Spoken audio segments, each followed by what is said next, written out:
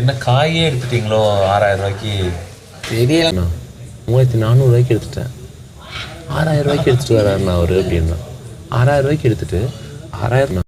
சிவகுமார் என்ன சொல்கிறாருன்னா, எனக்கும் தீபக்குக்கும் எந்த பிரச்சனையும் இல்லை, ஆனால் அவர் என்னை கார்னர் பண்ணுற மாதிரியே என்னை மட்டுமே ரூடாக பிஹேவ் பண்ணுற மாதிரியே எனக்கு ஃபீல் ஆகுது, ஏனே எனக்கு தெரியல அப்படின்னு சொல்லிட்டு புலம்பிகிட்டு இருக்காரு.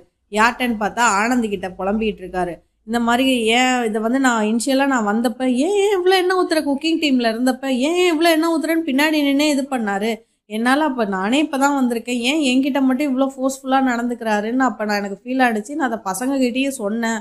அப்போல்லாம் யாருமே ஒன்றுமே வாயை திறக்கல. இப்போ வந்து கிராசரி ஷாப்பிங்கில் வந்து 6000க்கு அவர் பொருள் எடுத்திருக்காரு, 3400 விஜய் விஷால் பொருள் எடுத்திருக்கான். எதுலேருந்து திருப்பி பொருள் எடுத்து திருப்பி வச்சாங்கன்னு பார்த்தா 6000லேருந்து வைக்காமல் 3400 எடுத்த பேஸ்கெட்லேருந்து திருப்பி எடுத்து வைக்கிறாங்க பொருளை குறைக்கணும்னு சொல்லிட்டு.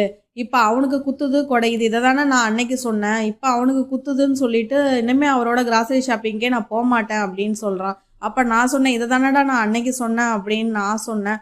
அதை நீங்கள் சொன்னீங்க, நான் அதனால தான் நானே அவர் கிச்சனில் இருந்தால் போகவே மாட்டேன் கிச்சன் டாஸ்க்குக்கு அப்படின்னு. அப்போ பசங்க எல்லாம் தெரிஞ்சு தான் அப்படியே அமைதியாக அவர் கூடவே இருந்துகிட்ருக்காங்க. ஆனால் ஒரு இதை உடச்சி பேசுகிற இடம் தானே இது, அப்படியே அமைதியாக கடந்து போகிற இடம் கிடையாதுல்ல இது அப்படின்னு சொல்லிட்டு இருக்காரு சிவகுமார். அடுத்து சிவகுமார் வந்து ரஞ்சித்துக்கிட்டே இதே தான் பேசிகிட்டு இருக்காரு. என்ன பேசிகிட்டு இருக்காரு அப்படின்னா, நேற்று நைட்டு வெசல் கிளீனிங் அப்போ என்னை கூப்பிட்டாரு, நீங்கள் பண்ணிட்டீங்களான்னு கேட்டார். நான் மதியமே பண்ணிட்டேன் அப்படின்னு நான் சொன்னேன். நீங்கள் பண்ணிட்டீங்கன்னா ஜெஃப்ரி பண்ணிட்டேன், சத்யா நான் வெசல் கிளீனிங் பண்ணிட்டேன்னு சொல்லணும், அப்போ தான் எல்லாருக்கும் தெரியும், நீங்கள் படம் பண்ணிட்டு போயிட்டீங்கன்னா எப்படி தெரியும் அப்படிங்கிறாரு.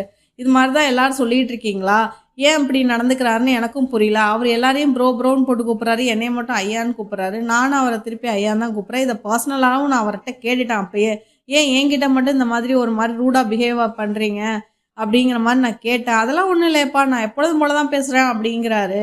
அப்படியா, நீங்கள் பர்சனலாக கேட்டுட்டிங்களா அப்படிங்கிறார் ரஞ்சித். ஆமாம் நான் கேட்டுட்டேன் அப்படின்னாரு. ஏன்னா அவருக்கு வர கோவத்தை விட எனக்கு அதிகமாக கோவம் வரும், ஆனால் அதை காமிக்கிற இடம்னு ஒன்று இருக்குல்ல அப்படின்னு சொன்னார் சிவா.